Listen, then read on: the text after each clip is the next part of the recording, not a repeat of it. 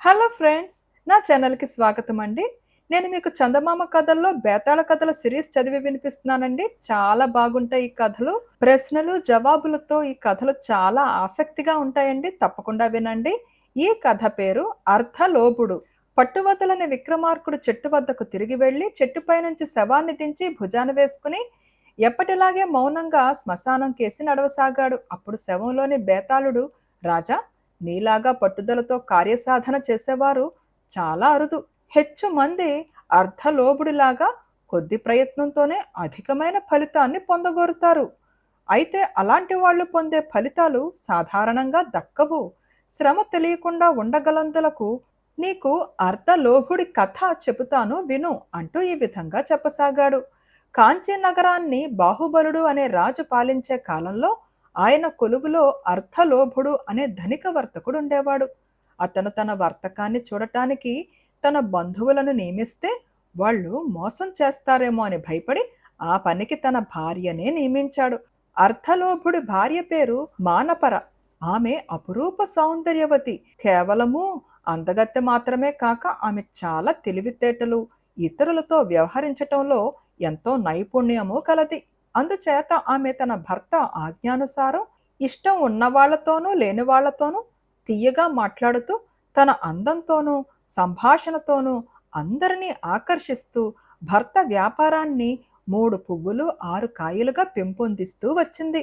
అర్ధలోభుడు కూడా తన భార్య సమర్థతకు నైపుణ్యానికి సంతోషించి ఆమెను యథేచ్ఛగా వ్యాపారం కొనసాగించనిచ్చాడు. ఇలా ఉండగా ఒక సమయంలో సుఖధనుడు అనే గొప్ప వర్తకుడు దేశాంతరం నుంచి వస్తూ అంతులేని గుర్రాలు వస్త్రాలు తీసుకుని కాంచీ నగరానికి వచ్చాడు. అది తెలిసి అర్ధలోపుడు తన భార్యతో, సుఖధనుడు అనే విదేశీ వర్తకుడు 20,000 గుర్రాలను, అంతులేని చీనీ చినాంబరాల కట్టలను తెచ్చాడు. నువ్వు అతని నుంచి 500 గుర్రాలు 5,000 చినాంబరాలు బేరం చేసి కొను. తరువాత వాటిని మన మహారాజు గారికే విక్రయించి లాభం చేసుకోవచ్చు అని చెప్పాడు. భర్త చెప్పిన ప్రకారం మానపర సుఖధనుడుండే బసకు వెళ్ళి తనకు గుర్రాలు వస్త్రాలు కావాలని చెప్పి ధర తెలపమన్నది. సుఖధనుడికి మానపర అందాన్ని చూసిన క్షణంలోనే మతి చెల్లించింది. అతను ఆమెతో, నేను నీకు గుర్రాలను కాని చేనాంబరాలను కాని అమ్మటం సాధ్యం కాదు. ఒక్క రాత్రి నాతో గడిపినట్టయితే నువ్వు కోరినట్టు 500 గుర్రాలను 5,000 చినాంబరాలను కానుకగా ఇస్తాను అన్నాడు. ఈ మాట నా భర్తతో చెబుతాను అంటూ మానపర లేచి తన ఇంటికి వెళ్ళిపోయింది. సుఖధనుడన్న మాట విని అర్ధలోపుడు రోషం చెందడానికి మారుగా తన భార్యతో 500 గుర్రాలు 5,000 వస్త్రాలు కానుకగా పుచ్చుకుంటున్నప్పుడు నువ్వు అతనితో ఒక్క రాత్రి గడిపితే తప్పేమిటి?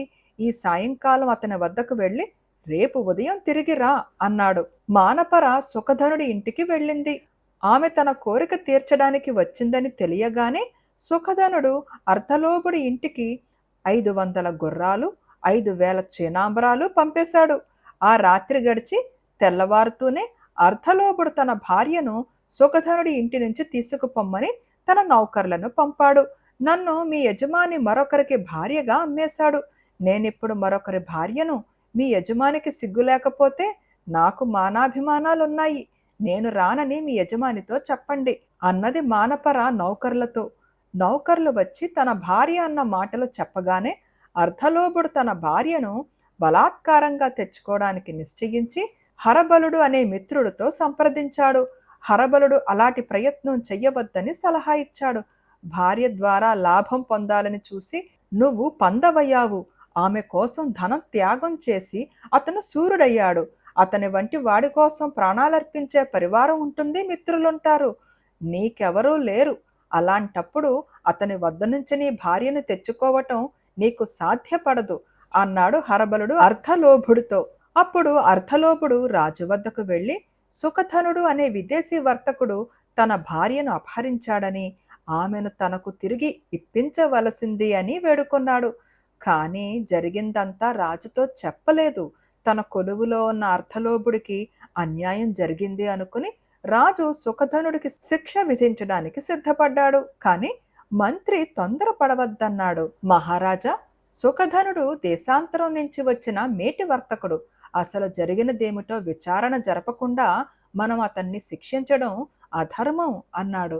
మంత్రి సలహా మీద రాజు సుఖధనుడి బసకు ఒక దూతను పంపి జరిగినదేమిటో తెలుసుకుని రమ్మన్నాడు. ఆ దూతతో మానపర జరిగిందంతా చెప్పేసింది. రాజుకు ఆశ్చర్యమయ్యింది.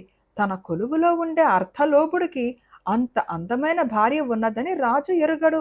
ఆమెను చూడాలన్న కోరికతో రాజు అర్థలోభుణ్ణి వెంట పెట్టుకుని సుఖధనుడి ఇంటికి వెళ్ళాడు.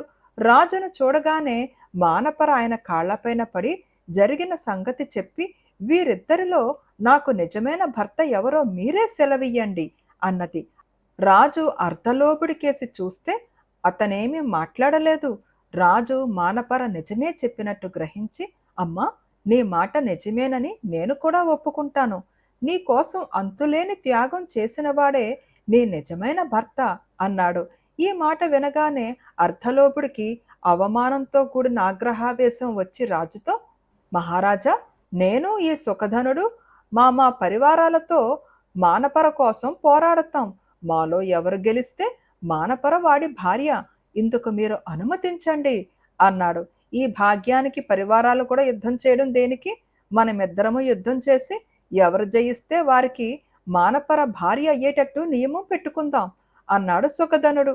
రాజుగారి అనుమతితో రాజు మానపర చూస్తుండగా అర్థలోభుడు సుఖధనుడు చెరకు గుర్రము ఎక్కి ఆయుధాలు తీసుకుని యుద్ధం ప్రారంభించారు. సుఖధనుడు అర్ధలోబుడి గుర్రాన్ని బళ్ళంతో పొడిచేసరికి అది అతన్ని పడదోసింది.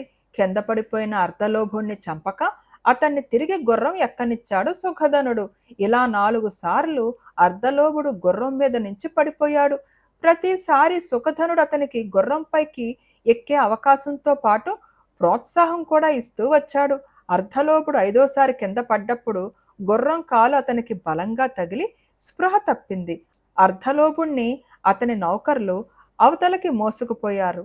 రాజు సుఖధనుణ్ణి అభినందించి తగిన రీతిగా గౌరవించాడు. తరువాత ఆయన అర్ధలోభుణ్ణి విచారించి అతని ఆస్తి అంతా అన్యాయార్జితమని నిశ్చయించి దాన్ని స్వాధీనపరుచుకుని అతన్ని తన కొలువు నుంచి తొలగించాడు. బేతాళుడు ఈ కథ చెప్పి, రాజా, నాకొక్క సందేహం. అర్ధలోభుడు సుఖధనుడు యుద్ధం చెయ్యటానికి రాజెందుకు సమ్మతించాడు? మానపర న్యాయంగా సుఖధనుడిదేనని రాజు యుద్ధానికి ముందే ఒప్పుకున్నాడు. ఆ యుద్ధంలో అర్ధలోభుడు ఓడిపోవటానికి రాజు అతని ధనమంతా కాజేసి అతన్ని కొలువు నుంచి తొలగించటానికి సంబంధమేమీ కనరాదు. అటువంటప్పుడు రాజు వారిద్దరి ద్వంద్వ యుద్ధానికి ఎందుకు సమ్మతించాడు? ఈ సందేహానికి సమాధానం తెలిసి కూడా చెప్పకపోయావో నీ తల పగిలిపోతుంది అన్నాడు. దానికి విక్రమార్కుడు, అర్ధలోభుడు డబ్బు దగ్గర నీచుడని తెలిసిపోయింది. కానీ అతను సుఖధనుడితో యుద్ధం చేసి తన భార్యను తిరిగి తీసుకుంటాను అన్నప్పుడు అతనిలో శౌర్య పరాక్రమాలు ఏమైనా ఉన్నాయేమోనని చూడటానికి రాజు సమ్మతించాడు. క్షాత్రధర్మం ప్రకారం గెలిచిన వాడిదే న్యాయం. యుద్ధంలో అర్ధలోభుడు గెలిచి ఉంటే రాజు మానపరను అతనికి ఇప్పించటమే కాక తన కొలువులో కూడా ఉండనిచ్చేవాడే. కానీ అర్ధలోభుడిలో వైశ్యధర్మము లేదు, క్షాత్రధర్మము లేదు. అతను ఏ విధంగా చూసినా క్షుద్రుడు, సత్వహీనుడు. అలాంటి వాడి దగ్గర కాంత కనకము ఉండరాదు. అందుకే రాజు అతన్ని శిక్షించాడు అన్నాడు. రాజుకి ఈ విధంగా మౌనభంగం కలగగానే బేతాళుడు శవంతో సహా మాయమై మళ్ళీ చిట్టెక్కాడు. నచ్చిందా ఈ కథ? నా కథ నచ్చితే తప్పకుండా లైక్ చేయండి, షేర్ చేయండి అండ్ ప్లీజ్ కామెంట్ కూడా పెట్టండి. మీ కామెంట్ నాకు చాలా వాల్యుబుల్ అండి. And thank you.